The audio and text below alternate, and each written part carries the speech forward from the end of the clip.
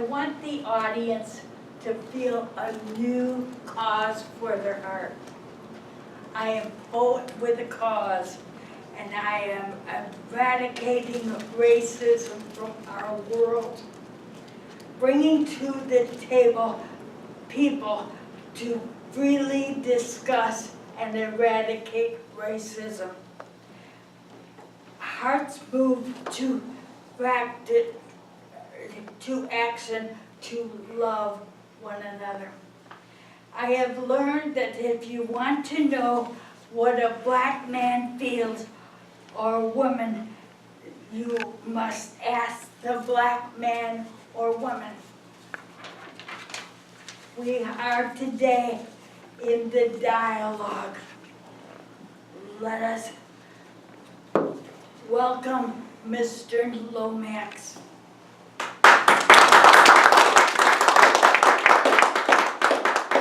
Mr. Lomax has experienced 8 years of being 8 decades of being a black man. I believe he is qualified to speak about being black.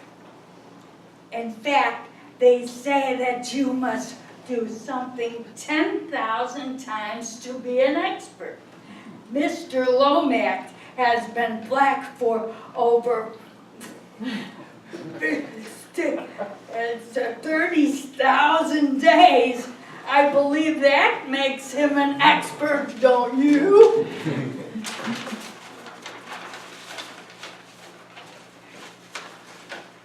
I would like to talk about the education experience.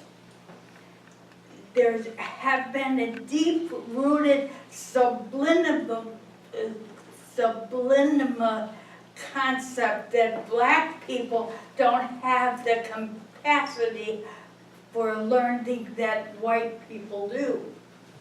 Mr. Lomax, can you address how the concept of this nature practically played out in your education?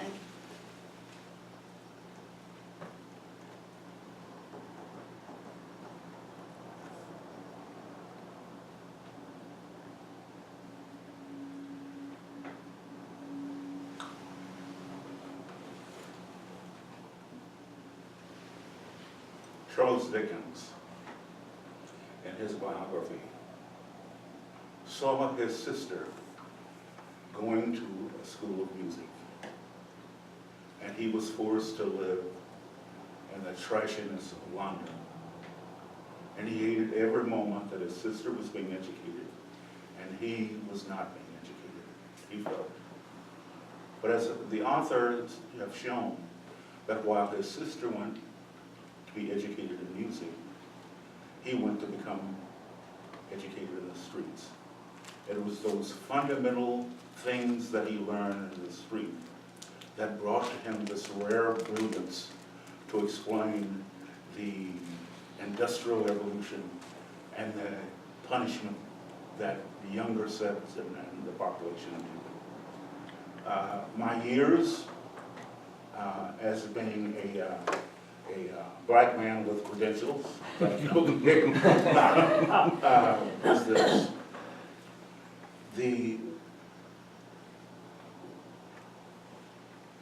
There were people who created a hunger in me, and that hunger yet prevails, and the hunger is for knowledge. So I had all sorts of teachers at every minute of my life. There is and by the way, I must inform you that I never have any short talks. So to make you acquainted with this, there are 3 great universities in my life. The first primary grades in Golden Garden, Illinois. The second one in Fireworks Station, and then a service station. Those places were my universities. There is nothing that I desire or seek that is not fundamentally in those 3 spots. So how did I learn? What did I learn? It was I had great teachers that created hunger, not answers, hunger. Every minute of every day, there's a question that I pose and an answer that I found fundamental. So I felt that those people that I met, I was not the oppressed one, they were, because they didn't have the liberty or the energy or the aspiration that my teachers gave. And it yet sustains me. Is that accurate? Yes. It seems to me that this area of education has been not existed for a score of years, had hopelessness, and especially the mood of the young students. Can you share with us how the hopelessness has affected the Black community, and this cloud of hopelessness, as Dr. King would say, this mountain of despair, now it only affects the Black and all the decades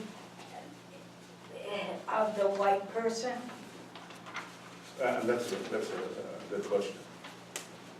But I see the hopelessness in a different kind of way.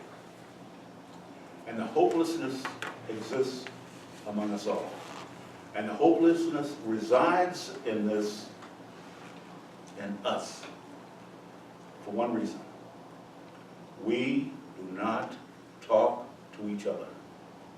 That's where the hopelessness is. We do not talk in earnestly to each other. If you think there is something that you would like to know, then ask the question, and some kind of answer will be provided. You don't wander off into the wilderness and let the question reside with you. So what distance that exists between us exists simply because we don't talk to each other. I will give you an instance, and as I said before, I have no short stories. Don't ever invite me because my life is about exploration. Every day I write a love letter and a thank you letter somewhere. I don't give a darn if you're pink. I finished one this morning at 3 in the morning, simply because a lady came to my house, or our house I should say, and was in despair because she was unhappy in her family, unhappy in her aspirations, and she just felt that she was lost in the world. So I sat down to write her a letter.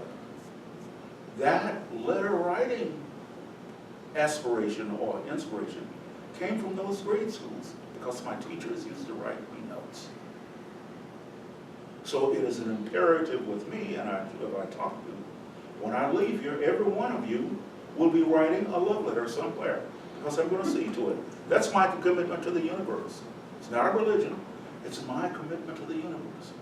Because when you write a love letter, we all become educated.